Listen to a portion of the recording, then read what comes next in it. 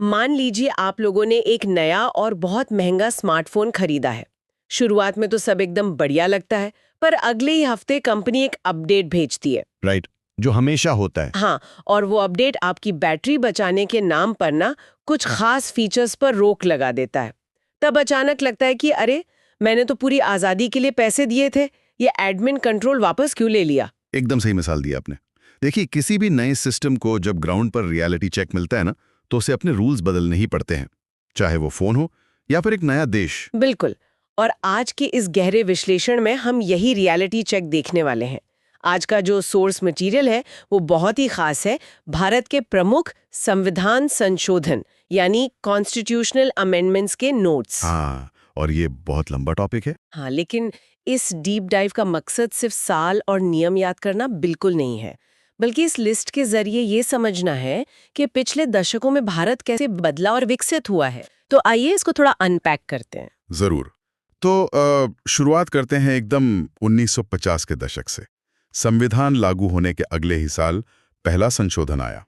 इसने आजादी पर थोड़ा कंट्रोल लगाया और जमींदारी प्रथा को खत्म करने के नियम बनाए। पर वेट, यहाँ एक सवाल उठता है। आजादी के तुरंत बाद ही मौलिक अधिकारों पर रोक, ये तो वही नया फोन दे के फीचर्स लॉक करने वाली बात हो गई ना।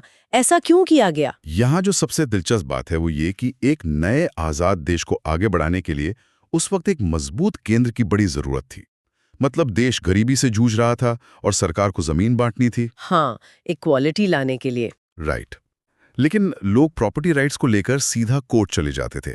इसलिए सरकार ने पहले, फिर 7वें और आगे चलकर 24वें, 25वें और 26वें संशोधनों के जरिए अपनी ताकत बढ़ाई। यहां तक कि राजाओं का प्रिवी पर्स भी बंद कर दिया। अच्छा, यानी सिस्टम एडमिन ने एक तरह से बग फिक्सेस के नाम पर अपनी पावर्स और राइट्स पूरी तरह से मजबूत कर लिए थे। एकदम। बड़े आर्थिक फैसले लेने के लिए ये उस वक्त की मजबूरी थी। समझ रही हूँ। तो जब संसद के पास इतनी ताकत आ गई तो अगला कदम क्या था? क्योंकि इसके बाद तो सीधा 42वां संशोधन यानी 42nd अमेंडमेंट आता है, जिसे लोग मिनी कॉन्स्टिट्यूशन भी कहते हैं। हाँ, जिसमें प्रस्तावना में समाजवादी, धर्मनिरपेक्ष और अखंडता जैसे शब्द जोड़े गए। साथ ही मौलिक कर्तव्य भी लाए गए। पर यहाँ एक कॉन्ट्रडिक्शन है। कैसा कॉन्ट्रडिक्शन? 42वें संशोधन ने संविधान का पूरा रूप ही बदल दिया था। पावर पूरी तरह एक तरफ झुक गई थी और इसीलिए 44वां यानी 44th संशोधन लाना पड़ा। ओ, जैसे सिस्टम क्रैश होने पर उसको रिस्टोर करते हैं। वैसा कुछ। सही पकड़ा आपने। 44th ने आके वापस पावर का बैलेंस बनाया। इसने प्रॉपर्टी के अधिकार को मौलिक अधिकार की लिस्ट से ही हटा दिया और आपातकाल यानी इमरजेंसी के नियमों को ठीक किया ताकि आगे ऐसी ताकत का गलत इस्तेमाल ना हो। राइट।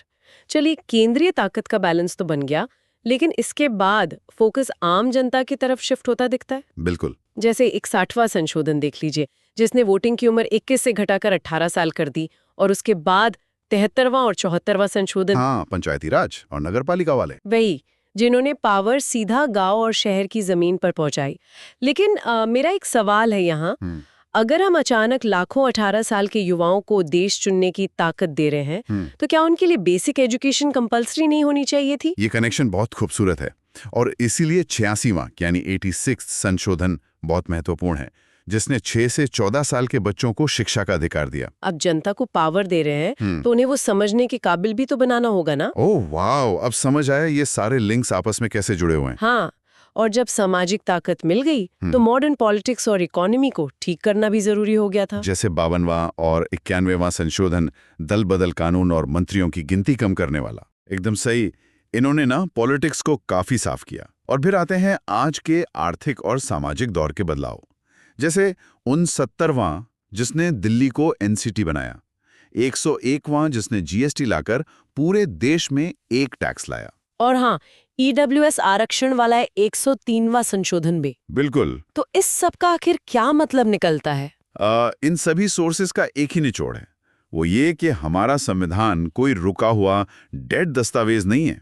ये एक जिंदा चीज है, एक लिविंग डॉक्यूमेंट जो देश की जरूरत के हिसाब से खुद को ढालता है। क्या बात है। तो दोस्तों, चलते चलते एक नया विचार छोड़ते हैं आप लोगों के लिए।